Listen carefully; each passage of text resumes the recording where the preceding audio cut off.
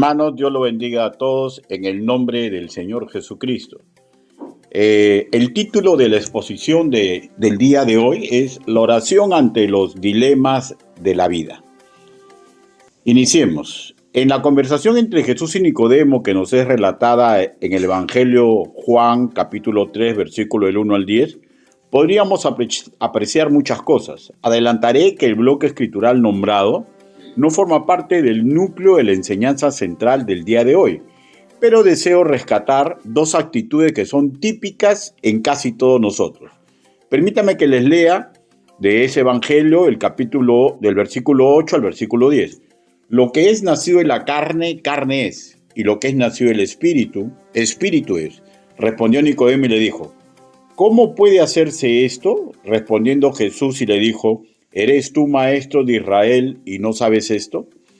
Lo primero que deseo que notemos es que aún los que, teniendo buen testimonio y que buscan al Señor, pueden en momentos críticos olvidar lo que ellos mismos enseñan, que les enseñaron, y todo esto por apuro de obtener los deseos de su corazón. De hecho, en líneas generales, sucedía que toda la sociedad judía, con los principales a la cabeza, sacerdotes como Nicodemo, levitas y príncipes, estaban enredados doctrinalmente. Y aunque Nicodemo era un judío probo, le costó reconocer que Jesús hablaba de limpieza y renovación espiritual que se relacionaba con su persona, en honor a la verdad. No era muy diferente que los primeros 12 discípulos, pero Jesús siempre tuvo paciencia para formarlos y encaminarlos para el bien. Ya cada uno decidiría su propio si no, como por ejemplo Judas, que al final se perdió, Pedro y Tomás, que retomaron el camino. Con respecto a lo que le estaba enseñando a Nicodemo, había base en el Antiguo Testamento, por ejemplo, Salmos, capítulo 51, versículo 10. Cree en mí, oh Dios, un corazón limpio y renueva un espíritu recto dentro de mí. Ahora permítame que les lea Salmos, capítulo 51, versículo del 1 al 2. Ten compasión de mí, oh Dios, conforme a tu gran amor, conforme a tu inmensa bondad. Borra mis transgresiones, lávame de toda mi maldad y límpiame de mi pecado. Espero que sea visible para nosotros que lo que de la persona que se está hablando es de Jesús de Nazaret.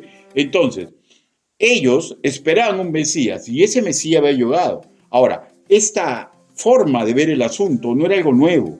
Lo nuevo era, repito, que Jesús era el Mesías, pero casi todos se negaban en reconocerlo. Ahora, recordemos que Nicodemo se da cuenta que hay algo especial en Jesús. Él lo va a buscar como un rabí que le puede decir los deseos sanos de su corazón. Pero de ahí a reconocerlo Mesías tendría que pasar regular cantidad de tiempo. Ahora, todo Israel en general esperaba al Mesías.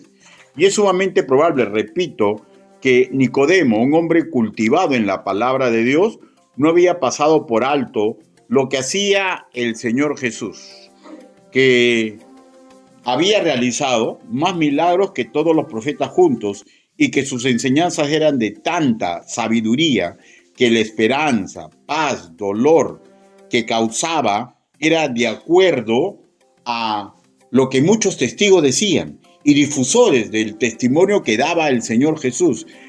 Se preguntaría o no Nicodemo en ese momento, ¿quién es este hombre? Ojo, Jesús leyendo en la sinagoga, que está registrado en Isaías capítulo 61, versículo 1, dio testimonio de él como Mesías cuando todos le estaban prestando atención. Él dijo lo siguiente, hoy se ha cumplido esta escritura delante de vosotros.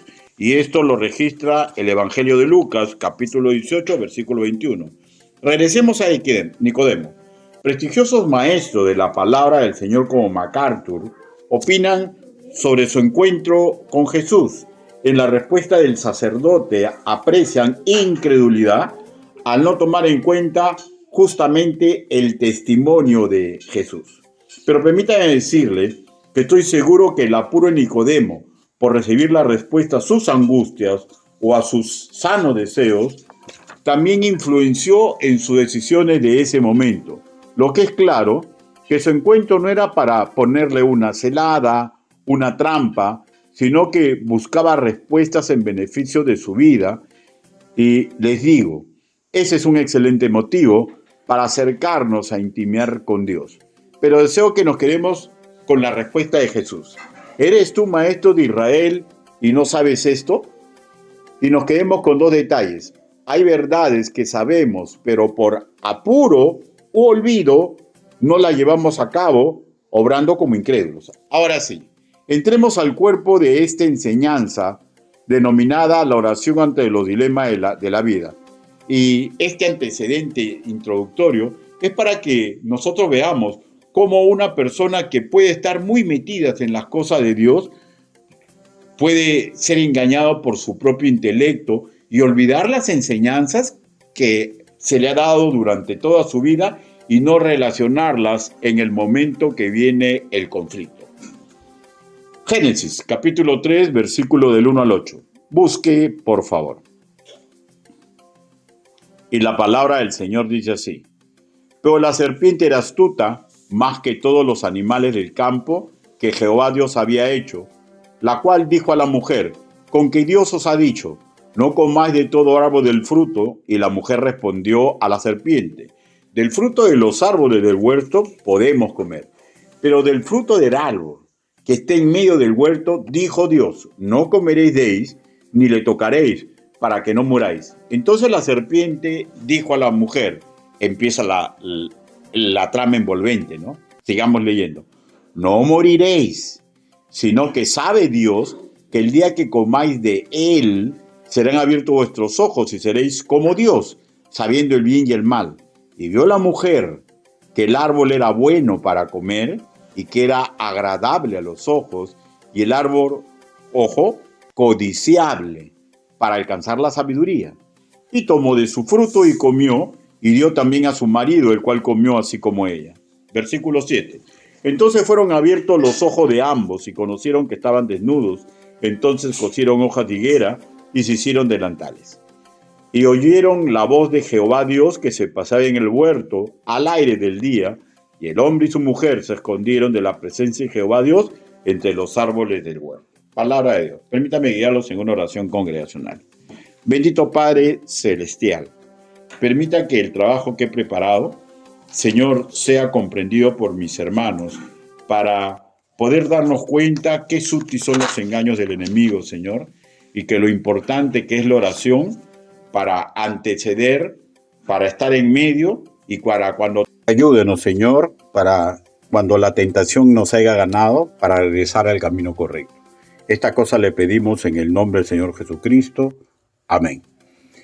En la lectura se nos relata la treta de que fue víctima Eva y sabemos, Adán decidió secundarla siguiendo los pasos de su mujer. Esto está desde el versículo 1 al 8 y las consecuencias iniciales que lograron fue conseguir el deseo de sus corazones. Entonces fueron abiertos los ojos de ambos. Versículo 7 en su primera parte. O sea, lograron lo que deseaban, conocimiento. Del versículo 7 en su segunda parte hasta el versículo 8 se nos relata, hermanos míos, las otras consecuencias de su desobediencia. Lo volveré a leer. Y conocieron que estaban desnudos, entonces cosieron hojas de higuera y se hicieron delantales. Y oyeron la voz de Jehová Dios que se paseaba en el huerto al aire del día, y el hombre y su mujer se escondieron de su presencia de Jehová Dios entre los árboles del huerto, que tenían vergüenza al notar por primera vez su desnudez, y se escondieron de Dios para esconder su pecado, más vergüenza. Simplemente deseo llevarlos a meditar usando algunas preguntas y relacionándolas a nuestra realidad espiritual de cualquiera de nosotros en cada caso particular que nos haya ocurrido o que nos puede ocurrir. Primero, ¿quién fue quien tentó a Eva? La respuesta es obvia: la serpiente. Yo soy una herramienta apetitosa, una fruta. ¿Quién nos tienta a nosotros? El mismo ser maligno. Notemos que la carnada siempre es algo apetitoso, que es de nuestro gusto, y si no lo es, de alguna forma magistral, hace que le pongamos atención que antes no contaba no contaba en nuestro ser. Algo o alguien con buena voltura, apetitoso, pero en sí la tentación nace en nuestro propio corazón. Por ello es que siempre se nos repite que la guerra es en la mente. Segundo, ¿qué fue en sí lo que deseaba Eva? ¿La fruta? No. Lo principal era lo que esa fruta le podía dar, un anhelo en su corazón. Y luego colaboró para tentar a Adán. Recordemos, parte del engaño, leyendo nuevamente cómo el diablo juega con ideas en la mente de Eva. Y de hecho, después Eva jugó en la mente de Adán. Dios le había dicho a ambos un solo mandamiento y les advirtió que transgredirlo sería fatal. Y el diablo le dijo con truco, no moriréis. Y recordemos, Eva clavó sus dientes en la fruta y no murió. Y eso mismo, de hecho, le fue y le dijo a Adán. El versículo 5 sigue la envoltura de las verdades a medias y lo volveré a leer. Sino que sabe Dios que el día que comáis de él, serán abiertos vuestros ojos y seréis como Dios, sabiendo el bien y el mal. Pregunto, ¿no es acaso algo de esto nuestro razonar que tenemos cuando nuestra mente comienza a desear algo o a alguien que se nos dice y sabemos que es prohibido, pero que nos empieza a gustar? Cuando usted y mi persona deseamos algo, debemos darnos cuenta. Nadie nos pone un revólver en la cabeza para hacerlo, sea lo que sea la tentación. Lo peligroso es el deseo que albergamos en el corazón. En el caso de Adán y Eva, fue desear parecerse a su creador, tener conocimiento del bien y del mal. Pregunto, ¿hay algo malo en esto? Y la respuesta es no. Pero permítanme hablar a favor de ellos y a favor nuestro. Pueda que lo que desearon ellos o lo que deseo yo o su persona no es malo, no es bueno. Puede ser que sea bueno. La siguiente interrogante sería, ¿es urgente tenerlo? No podemos esperar porque puede ser que lo que deseamos no está prohibido por Dios, pero tenemos que considerar los tiempos del Señor. En el caso de Eva fue sumamente claro, sí podía esperar. No era un asunto de vida o muerte, sino fue engañada en su corazón. Y luego, sabemos, ayudó para engañar a Adán. ¿Qué le llevó a Adán? Su experiencia. Comió del fruto y no murió. Tercero, ¿qué fue lo que obtuvo Adán y Eva? Obtuvieron primero lo que deseaban. Obtuvieron conocimiento, versículo 7. Entonces fueron abiertos los ojos de ambos y conocieron que estaban desnudos. Pero no olvidemos, para lograrlo, desobedecieron a Dios. Y luego del gusto, sabemos que viene el disgusto. Sumamente asustados, desconcertados por su desnudez, la Biblia dice que cosieron hojas de higuera y se hicieron delantales. Y el susto está en el versículo 8. Y oyeron la voz de Dios, que se pasaba en el huerto al aire del día, y el hombre y la mujer se escondieron. E incluso sabemos, porque lo estamos leyendo, se intentaron esconder de Dios, como si esto fuera posible. Y muchas veces, cuando cometemos pecado, nos intentamos esconder ya no de Dios, porque sabemos que Él es omnisciente, y jugamos a escondernos de la iglesia, de las personas con las cuales al hacer pecado le hemos hecho daño, y comenzamos a esconder el pecado. Verdaderamente hablando, debemos comprender que Dios es sumamente misericordioso. Recordemos, el mismo Dios mató 2 animales y sacó su piel y le dio vestido a ellos. ¿No es esto acaso una demostración palpable de la misericordia y el amor de Dios por nosotros? Sacrificó criaturas para cubrir nuestra desnudez. Y nosotros muchas veces pensamos que una iglesia de sana doctrina no puede tener ese tipo de misericordia. El pecado tiene que ser castigado, pero después del pecado está la misericordia. No nos escondamos, porque lo que el demonio quiere es que en nosotros no se cumpla lo que dice Salmos capítulo 8, versículo 2. De la boca de los niños y de los que maman, fundaste la fortaleza. a causa de tus enemigos para hacer callar al enemigo y al vengativo. Nosotros somos un ejemplo digno de imitar y de resaltar cuando, pese a nuestra natural incapacidad y nuestra poca edad, podemos vencer las tentaciones del enemigo. Y para esto fundamental es la oración. No hay nada como hablarle al Padre Celestial cuando enfrentamos peligros. No hay nada como hablarle cuando hemos claudicado. No hay nada, hermanos míos, superior a someternos a la voluntad de Dios para evitar trampas y cuando ya estemos en el dilema, para mejorar esos sueños y si hemos claudicado, para regresar al camino correcto. Repetiré otra idea que deseo que reflexionemos. ¿Era urgente comer de ese fruto? Creo que no. Pero la lucha en la mente de Eva la perdió y luego perdió Adán. Los primeros padres, los más perfectos, los que gozaban a diario de la presencia del Hacedor. Y Dios, pese a su perfección que Él les dio, les tuvo misericordia. ¿Acaso no será misericordioso nuestro Señor cuando nosotros vamos en oración confesando pecados? ¿Acaso el Señor no ha puesto la misericordia necesaria en la iglesia cuando cometemos pecados? Pregunto, si no era urgente, si no era debido a muerte, si tenía serias dudas causadas por la lógica impecable del enemigo, ¿qué les costó preguntarle a Dios? O antes de probar el fruto, si estaba la tentación y el deseo urgente en la mente, ¿qué le costó primero preguntarle a Adán? La pregunta es, ¿qué nos cuesta preguntarle a nuestros pastores? ¿Qué nos cuesta preguntarle a los padres que tenemos, aunque sean incrédulos por la experiencia que tienen de la vida? ¿Saben qué? Cuando ya hemos acariciado un deseo en el corazón y le tenemos la lógica que es urgente, aunque no lo sea, no vamos a preguntarle a nadie, porque sabemos generalmente la respuesta que nos van a dar.